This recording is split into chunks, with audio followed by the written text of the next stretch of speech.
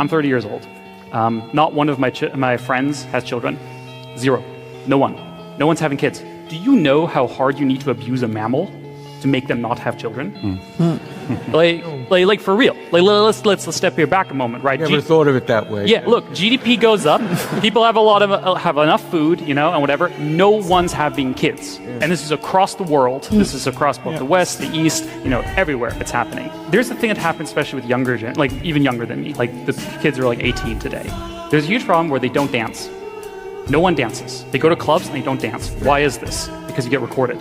Yeah. If you're an 18-year-old kid, you go to a club, you get recorded. If you approach a girl and you mess it up, you get recorded. Everything is panopticon now. So if you had to ask me why, my answer is technology. My answer is social media. My answer is AI. My answer is algorithms. Do you know what dating app algorithms do? Do you know how they optimize? They don't optimize for you to meet your love of your life. They optimize you to keep coming back to the app. Yeah. And now there's a thing that basically we have sold out all of our dating norms, all of our interpersonal norms to tech companies without our consent to optimize their ad algorithm. I think there's a deep thing where we as a society have not dealt with the fact that we have to steward technology responsibly. We have treated technology as a Wild West. Absolutely. Just everyone can do whatever they want. Just sell all of our younger generation's dating lives to corporations for profit. So I think the real problem is that we are, as a society, as a government, the generations that came before me, and also my generation, I don't want to exclude myself from this, but also the generation came before me, just let technology rip. The promise was, if you let technology rip, if you let internet rip, there will be democracy, freedom, and happiness, and economic growth. And where is that? And I think my generation is noticing that broken promise. I'm 30 years old. All right, Shalom. I want to begin by giving all glory and praises to Yahweh, Bahashem, Yahweh Shai, Bahashem, Rechak, Wadash. All right, double honors to be loved. Elders and apostles, a great millstone. Shalom to the hopefully elect. And shalom to all the Akim pushing this truth with sincerity. It's your brother Tazawan from the GMS Columbus, Ohio branch. Coming back again with another quick video through the spirit. And, middle of the night, got some early rest. So I'm just kind of up, scrolling the web, and I came across this video, which, again, if you're on the web, all right, social media, etc., use it for your benefit. Make sure your algorithm, as he's going into, is based off of truths, news, etc., and things that can edify. All right, and I came across this, and I'm like, damn, this place is just so fucking out of whack. All right, this isn't living. Okay, and ultimately, again, this is why we need Yahweh Bahashim Yahweh Shah to set everything free. And real quick, just a segue, because I've been thinking about the guy who came up to the DC camp concerning the Trinity. What has Christianity done? All right, what has Christianity done for society? What has it done for the world? But make, the society and the world plummet. All right, and the false doctrine, the false hope. Okay, Christianity and all these other religions haven't done shit. Again, I always go into this. What religion has a solution? Okay, for things concerning this, man. This is insane. All right, again, this isn't fucking living. It's lucky for my language, but this, just hearing this is just, it just brings you in a space where you start to just, question how deeply rooted is Esau Edom, the so-called white man, in his wickedness, man. How he has just changed the whole dynamic of life itself.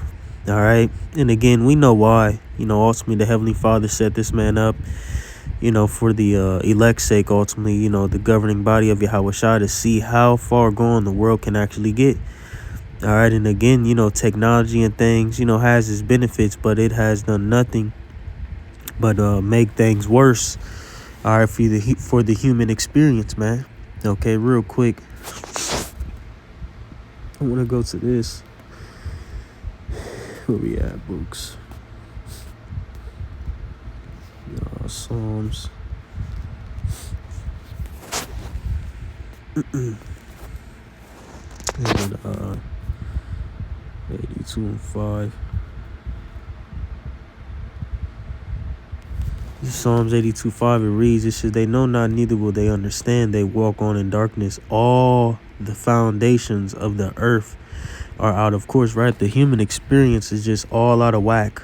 All the foundations, all the things that the Lord set up, your norms, how to truly socialize, just how to live, and live in a right estate. Okay, everything is out of course, man. All right. Like I said, the foundations of the earth are out of course. Okay, everything is upside down here. All right, in Esau Edom's kingdom, man. All right, this man has truly spread wickedness in a wide range, man. Like I said, and this is just we understand the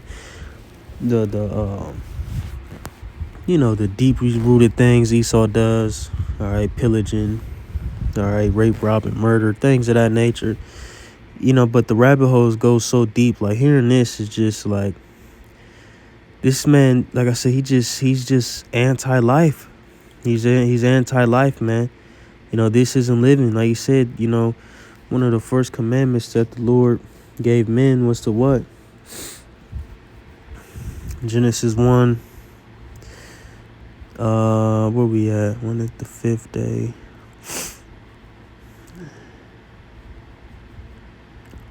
This is Genesis 1. And let's start at 26. It says, in the Alahayim, as it is written, going to the Hebrew, let us, you see plural, let us, all right, like I said, going to the word God, there's Alahayim, or as they say in the Yiddish, Elohim, let us, which is plural. Let me see something. To do, fashion, accomplish, make, okay. But like I said, us, meaning more than one, pertaining to more than one. It says, let us make man in our image, after our likeness, and let them have dominion over the fish of the sea, and over the fowl of the air, and over the cattle, and over all the earth, and over every creeping thing that creepeth upon the earth. So the Alahayim created man in his own image. In the image of the Alahayim created he him, male and female created he them.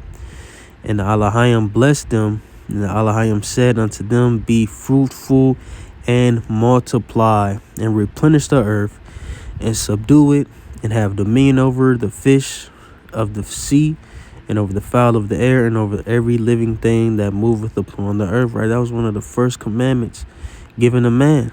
All right, the first commandment given to man. Okay, and here it is. We're in a society where that can't even, come into its full effect, because again, the deeply rooted wickedness and how Esau Edom has just completely, messed up the human experience, man. For men, for women.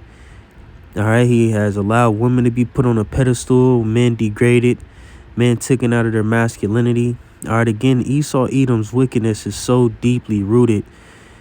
It blows your mind sometimes. Like, man, like you shouldn't think about, again, the things we know, as fact, just in history, the slavery days, all that shit, the torture devices, buck break, things of that nature. But, it gets deeper. You go into the Epstein files and that aspect of his wickedness, and the BLOOD drinking, and children, and things of that nature.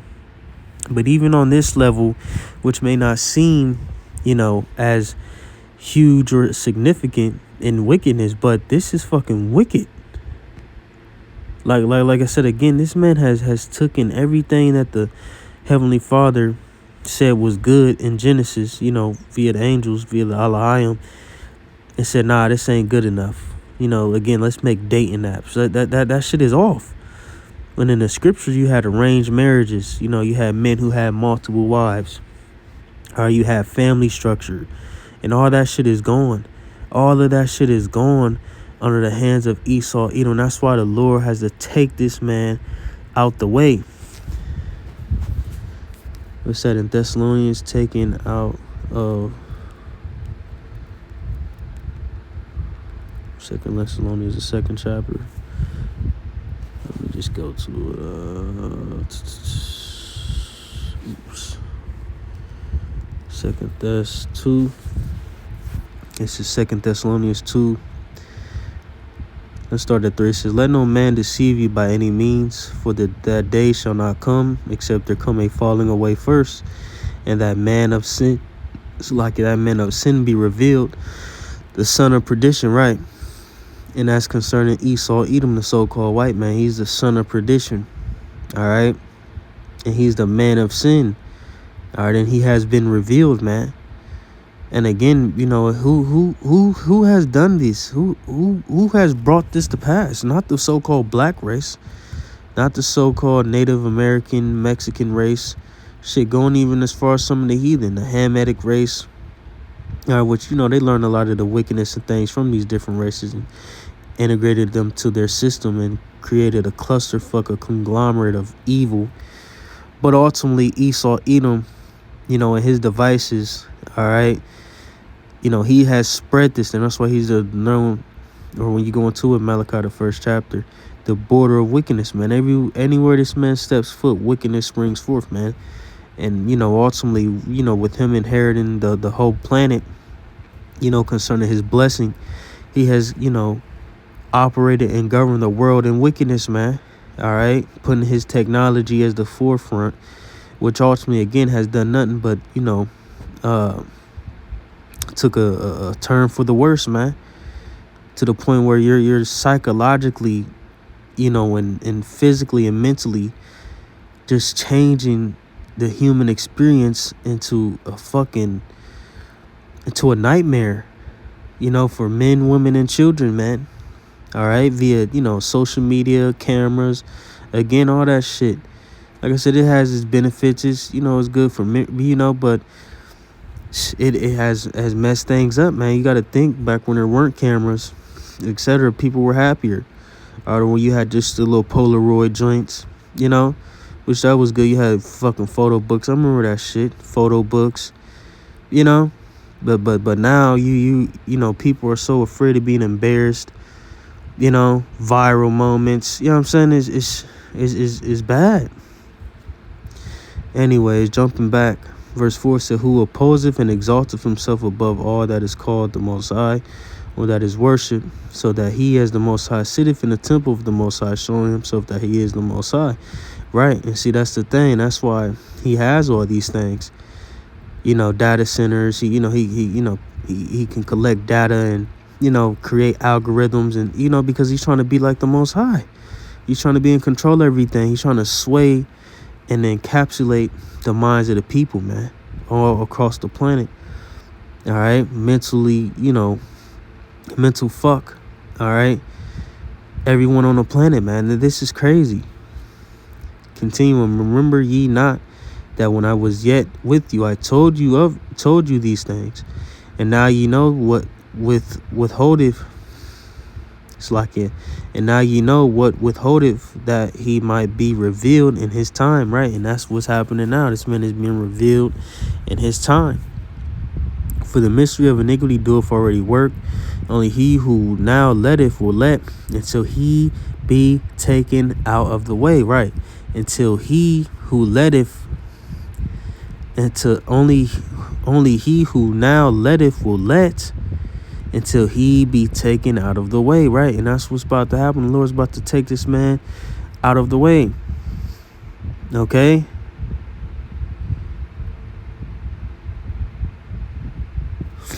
Plain and simple, man. All right? Verse 8, it says, then shall that wicked be revealed, whom Yahweh shall consume with the spirit of his mouth, and shall destroy with the brightness of his coming, right? The thermonuclear missiles, man. All right, this is what has to happen. This is the answer to things like this, man. All right, this is why we need Yahweh Bahashim Yahshua to destroy this place. This type of shit ain't gonna be happening in the kingdom, man. It's gonna be family structured. All right, men lead and women following. Okay, you're gonna have good times, man. All right, it's gonna be peace, tranquility. You know, embarrassment and things gonna be out the window even after the 1,000 years, man. Heathen ain't gonna suffer forever. All right. I don't, personally, I mean, hey, after the 1,000, hey, as long as we get our lick back, we good. I'm cool after that. I want to see life. You know what I'm saying? I want to see life. Yeah, I want payback. All right, via Yahweh, Bahashim, Yahweh Shai, but I want to see life. See different nations. All right, living it up. That's why they're gonna rejoice, man. All right. When the sons of God are in power, man, we are the welfare of the world, man, as written in Wisdom of Solomon, the 6th chapter. It's like Proverbs 29:2. It reads, it says, when the righteous are in authority, the people rejoice, but when the wicked beareth rule, the people mourn. Right? And concerning this man, I don't know what his ethnicity is. He may be a Jake, but again, this is crazy, man. What this man has done to the earth, man. All right, it's bad out here, man. And again, that's how it is now in this ministry. A lot of brothers ain't having kids. Me personally ain't got kids. I would love to have kids.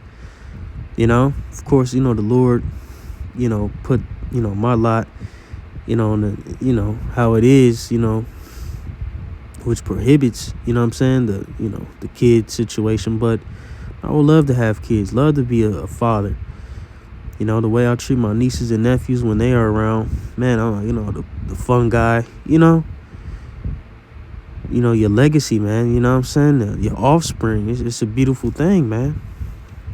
But again, people are so in fear having children, what I'm saying, going out and, socializing and things like that.